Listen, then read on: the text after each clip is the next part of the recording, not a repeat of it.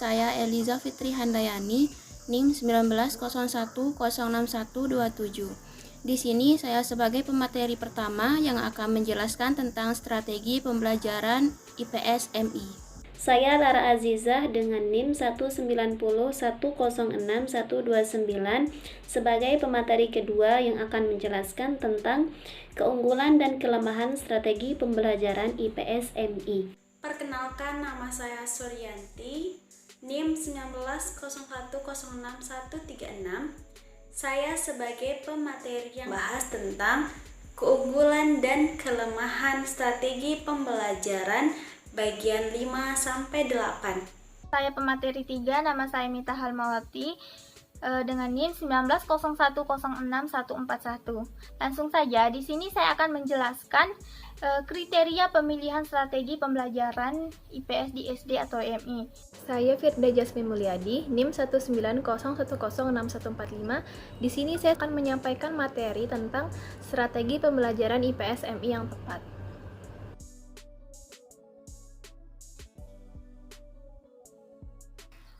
A. Strategi pembelajaran IPS MI. Strategi merupakan cara yang digunakan untuk mencapai suatu tujuan yang diharapkan. Terdapat beberapa strategi pembelajaran yang bisa digunakan dalam pembelajaran. Namun, pemilihan yang tepat dapat menentukan ketercapaian pembelajaran yang efektif dan efisien. Adapun macam-macam strategi pembelajaran yang digunakan antara lain: 1. Strategi pembelajaran grup individual learning. Individual learning di mana pembelajaran dilakukan secara individual oleh siswa secara mandiri. Group learning merupakan pembelajaran yang dilakukan secara berkelompok, baik kelompok besar maupun kelompok kecil. 2. Strategi pembelajaran ekspositori. Strategi ekspositori adalah strategi pembelajaran yang menekankan pada proses penyampaian materi secara verbal seorang guru kepada sekelompok siswa dengan maksud agar siswa dapat menguasai materi pelajaran secara optimal. Yang ketiga, strategi pembelajaran inquiry. Strategi inquiry adalah rangkaian kegiatan pembelajaran yang menekankan pada proses berpikir secara kritis dan analisis untuk mencari dan menemukan sendiri jawaban dari suatu masalah yang ditanyakan. Yang keempat, strategi pembelajaran strategi berbasis masalah. Strategi berbasis masalah adalah rangkaian aktivitas pembelajaran yang menekankan pada proses penyelesaian masalah yang dihadapi secara ilmiah. Yang kelima, strategi pembelajaran direct instruction. Direct instruction atau strategi pembelajaran secara langsung adalah bentuk dan pendekatan pembelajaran yang berorientasi pada guru. Dalam strategi ini, guru memegang peran yang sangat dominan. Yang keenam, strategi pembelajaran problem solving. Problem solving adalah teknik yang digunakan untuk membantu siswa agar memahami dan menguasai materi dengan mengandalkan strategi pemecahan masalah. Kedudukan pemecahan masalah hanya sebagai suatu alat saja untuk memahami suatu materi. Yang ketujuh, strategi pembelajaran cooperative learning. Cooperative learning adalah strategi pembelajaran yang menekankan pada proses kerjasama dalam bentuk kelompok yang biasanya terdiri dari 3-5 orang untuk memahami materi sampai tuntas. Yang kedelapan, strategi pembelajaran contextual teaching. Learning contextual teaching adalah pembelajaran berbasis masalah dengan rangkaian aktivitas pembelajaran yang menekankan pada proses penyelesaian masalah yang dihadapi secara ilmiah. Sekian yang bisa saya sampaikan. Materi selanjutnya akan disampaikan oleh anggota kelompok yang lain. Selanjutnya, saya akan menjelaskan tentang keunggulan dan kelemahan strategi pembelajaran IPS MI. Beberapa strategi pembelajaran IPS MI. Yang pertama, strategi pembelajaran group individual learning. di mana kelebihannya yaitu peningkatan belajar terjadi tidak tergantung pada usia siswa, mata pelajaran, dan aktivitas belajar. Yang kedua, fungsi ingatan siswa lebih aktif dan berani mengemukakan pendapat. Yang ketiga, meningkatkan kerja keras siswa lebih giat dan lebih bermotivasi. Dan yang terakhir, menimbulkan motivasi siswa karena adanya tuntutan untuk menyelesaikan tugas. Dan untuk kelemahannya yaitu ketika mengerjakan tugas kelompok banyak yang membicarakan hal di luar pelajaran. Dan yang kedua, adanya pertentangan antara kelompok yang memiliki nilai tinggi dan kelompok yang memiliki nilai yang rendah. Dan selanjutnya, strategi pembelajaran ekspositori. Kelebihannya yaitu guru bisa mengontrol urutan dan keluasan materi pelajaran. Yang kedua, dianggap sangat efektif apabila materi yang harus dikuasai siswa cukup puas dengan waktu yang terbatas. Dan untuk kelemahannya yaitu strategi ini hanya dapat digunakan untuk siswa yang memiliki kemampuan mendengar dan menyimak dengan baik. Dan yang kedua, sulit mengembangkan kemampuan siswa dalam hal kemampuan sosialisasi dan berpikir kritis. Selanjutnya, strategi yang ketiga yaitu strategi inquiry. Kelebihannya dapat melayani kebutuhan peserta didik yang memiliki kemampuan di atas rata-rata. Yang kedua, menekankan pada pengembangan aspek kognitif dan aspek psikomotor. Yang ketiga, memberikan ruang kepada siswa untuk belajar sesuai dengan gaya mereka. Selanjutnya, kekurangannya yaitu keberhasilan dan kegiatan siswa sulit terkontrol. Yang kedua, akan terjadi kesenjangan kemampuan antara peserta didik yang memiliki kemampuan di atas rata-rata dengan peserta didik yang mempunyai berkemampuan rata-rata.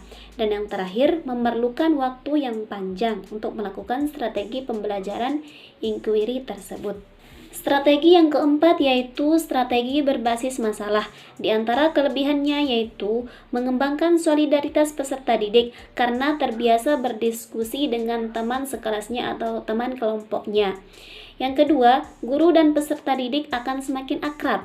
Yang ketiga, menantang kemampuan siswa untuk memperoleh kemampuan baru. Dan yang keempat, meningkatkan aktivitas pembelajaran siswa. Yang terakhir, memberikan kesempatan kepada siswa untuk mengaplikasikan pengetahuan yang mereka miliki. Untuk kekurangan dari strategi berbasis masalah, di antaranya tidak semua siswa memiliki minat untuk memecahkan masalah. Yang kedua, membutuhkan waktu yang lama. Dan yang terakhir, aktivitas peserta didik yang dilakukan di luar sekolah sulit dipantau oleh guru. Dilanjutkan oleh Saudari Suryanti. Baiklah, strategi yang kelima yaitu strategi pembelajaran direct instruction atau pengajaran langsung. Kelebihannya, yang pertama, guru mengendalikan isi materi dan urutan informasi yang diterima oleh siswa sehingga dapat mempertahankan konsentrasi siswa. Yang kedua, dapat diterapkan secara efektif dalam kelas kecil maupun besar. Yang ketiga, cara yang paling efektif untuk mengajar konsep dan keterampilan pada siswa yang berprestasi rendah dan siswa yang tidak dapat mengarahkan diri sendiri akan tetap berprestasi apabila pembelajaran efektif.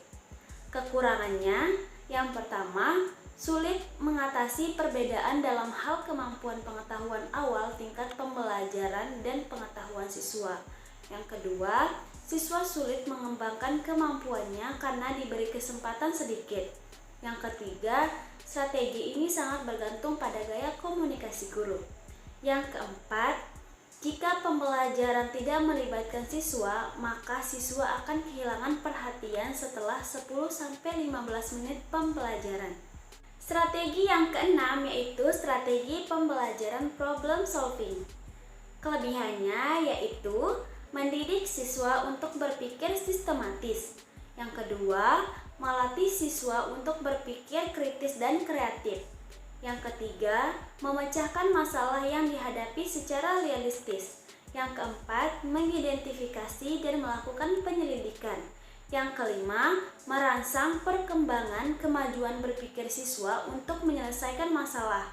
Dan yang keenam, mendidik siswa percaya diri. Dan kelemahannya yaitu yang pertama, memerlukan cukup banyak waktu. Yang kedua, melibatkan lebih banyak orang. Yang ketiga, tidak semua materi pelajaran mengandung masalah.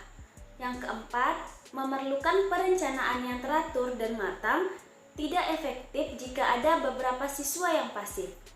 Strategi yang ketujuh yaitu strategi pembelajaran cooperative learning. Kelebihannya yang pertama, melatih peserta didik dalam kelompok atau kelas yang heterogen tentang saling menghargai dalam perbedaan. Yang kedua, melatih peserta didik dalam bekerja sama secara tim, bertanggung jawab secara individu dan kelompok. Yang ketiga, melatih peserta didik untuk belajar mandiri, tidak selalu bergantung pada guru. Yang keempat, dapat melibatkan siswa belajar secara aktif dalam mengembangkan pengetahuan, sikap, dan keterampilan dalam pembelajaran yang bersifat demokratis. Yang kelima, dapat mengembangkan aktualisasi berbagai potensi yang dimiliki siswa. Yang keenam, dapat melatih sikap diri dan keterampilan sosial yang diterapkan dalam kehidupan bermasyarakat. Yang ketujuh, siswa tidak hanya sebagai objek belajar, namun sebagai objek belajar siswa dapat dilatih bekerja sama. Yang kedelapan, memberi kesempatan kepada siswa untuk memperoleh dan memahami pengetahuan secara langsung. Kekurangannya yang pertama, bisa menjadi tempat mengobrol siswa. Yang kedua, memerlukan periode waktu yang lama karena guru harus mempersiapkan pembelajaran secara matang untuk menghasilkan kemandirian dan keterampilan peserta didik dalam melakukan kerja berbasis teamwork. Yang ketiga, peserta didik yang kurang mampu dalam belajar akan menjadi penghambat kerja teamwork saat diskusi. Terkadang juga didominasi oleh seseorang sehingga peserta didik yang lain menjadi pasif. Yang keempat, jika guru tidak bisa membagi kelompok secara heterogen, maka hasil pembelajaran tidak akan berimbang antara kelompok dengan kelompok yang lainnya. Strategi yang kedelapan atau strategi yang terakhir yaitu strategi pembelajaran contextual teaching. Kelebihannya, yang pertama, melatih peserta didik dalam menghadapi kehidupan nyata, sebab belajar tidak hanya sekedar teori di kelas saja, tetapi materi yang disampaikan dikaitkan dengan kehidupan nyata. Yang kedua, materi pelajaran dapat ditemukan sendiri oleh siswa, bukan diberi begitu saja oleh guru. Yang ketiga, dapat menciptakan suasana pembelajaran yang bermakna yang akan melibatkan kegiatan aktif bentuk fisik maupun mental. Yang keempat, melatih kemandirian peserta didik dalam mengkonstruksi pengetahuannya. Kemudian kekurangannya yang pertama, diperluas waktu yang cukup lama. Yang kedua, kelas cenderung kurang konduksi. Yang ketiga, guru lebih intensif dalam membimbing. Materi selanjutnya akan disampaikan oleh teman saya, Saudari Mita Halmawati. Di sini saya akan menjelaskan kriteria pemilihan strategi pembelajaran IPS di SD atau MI. Nah, pada strategi pembelajaran ada dua aspek yang perlu kita ketahui. Yang pertama, strategi pembelajaran merupakan rencana tindakan atau rangkaian kegiatan termaksud penggunaan metode dan pemanfaatan sumber daya atau kekuatan dalam pembelajaran. Yang kedua, strategi untuk disusun supaya tercapainya tujuan tertentu. Nah, adapun faktor yang perlu kita ketahui dalam memilih strategi pembelajaran, seperti faktor belajar, faktor lingkungan belajar, dan kecilnya kelompok belajar. Nah, selain itu, ada beberapa yang harus dipertimbangkan dalam memilih sebuah strategi pembelajaran. Materi selanjutnya yaitu tentang strategi pembelajaran IPS-MI yang tepat. Dalam memilih strategi yang tepat untuk pembelajaran IPS-MI, harus memenuhi kriteria dan faktor-faktor dalam pemilihan strategi pembelajaran tersebut. Selain itu, dampak atau pengaruh bagi peserta didik maupun pendidik juga sangat penting dalam memilih strategi pembelajaran. Semua strategi pembelajaran yang digunakan sangat baik bagi pembelajaran, namun hal itu pastinya memiliki kelebihan dan kekurangannya masing-masing. Oleh karena itu, menurut kami strategi pembelajaran IPS-MI yang tepat digunakan yaitu strategi pembelajaran kooperatif. Yang dimana strategi kooperatif adalah suatu strategi pembelajaran yang menekankan pada proses kerjasama dalam bentuk kelompok yang biasanya terdiri dari 3-5 orang untuk memahami materi sampai tuntas. Pembelajaran kooperatif tidak hanya mempelajari konsep dari materi saja, tetapi peserta didik juga mempelajari unsur-unsur dalam pembelajaran kooperatif. Tujuan utama dalam penerapan model belajar mengajar kooperatif learning yaitu agar peserta didik dapat belajar secara berkelompok bersama teman-temannya dengan secara saling menghargai pendapat dan memberikan kesempatan pada orang lain untuk mengemukakan gagasannya.